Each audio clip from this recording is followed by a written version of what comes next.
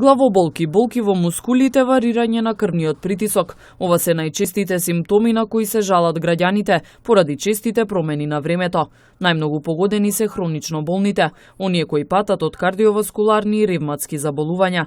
Лекарите со апел редовно да се зема препишаната терапија и доколку граѓаните забележат некакви тегоби, веднаш да се јават на контрола. Засегнати се најмногу кардиоваскуларните заболувања, односно пациентите со кардиоваскуларни заболувања, тие што имаат проблеми со крвен притисок, со срце, со циркулација, со прележани инфаркти и мозочни удари, значи посебно се таргетирани и треба да внимаваат.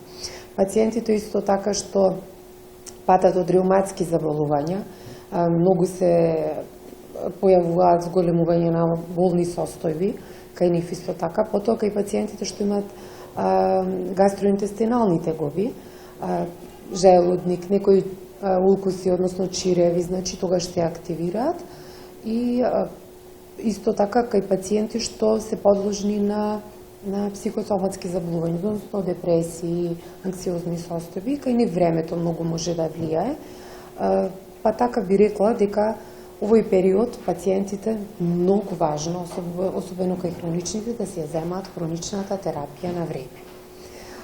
Да не чекаат да добијат проблеми, симптоми, па да размислуваат. Ако видат дека нешто во ред, не е во ред, веднаш да се јават на лекар.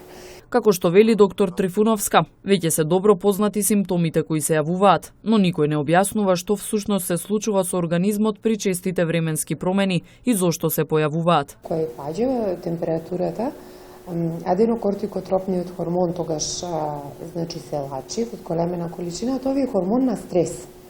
И значи штом се лачи хормонот на стрес, пациентите се вознемирени, раздразливи.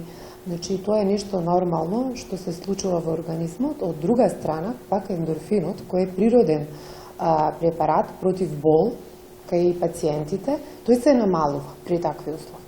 И сега заради тоа се почнува да се чувствуваат главоболки, болки во мускули, во цела мускулатура. Значи тоа не е измислено, туку навистина е докажано дека заради тие причини се јавуваат и реуматските заболувања се поактивни и сите работи. Додека пак е, значи за ден, два или веќе утре дента може да се зголема температурите енормно и да имаме многу високи температури. Значи тогаш кај пациентите доаѓа до ширење на периферните крвни садови, намалување на крвниот притисок, посебно ако не користат многу течности, па имаме и дехидратација, односно намалување на густината на крвта, па затоа вие гледате, сведоци сме на многу често на инфаркти, на мозочни удари. Според лекарите и во периодот кога ќе се зголемува температурата, треба особено да се внимава, да се пијат многу течности и да се конзумира свежа и термички обработена храна. Метеоролозите најавуваат постепена стабилизација на времето и температурата во текот на наредните денови, со што се очекува бројот на пациенти да биде намален.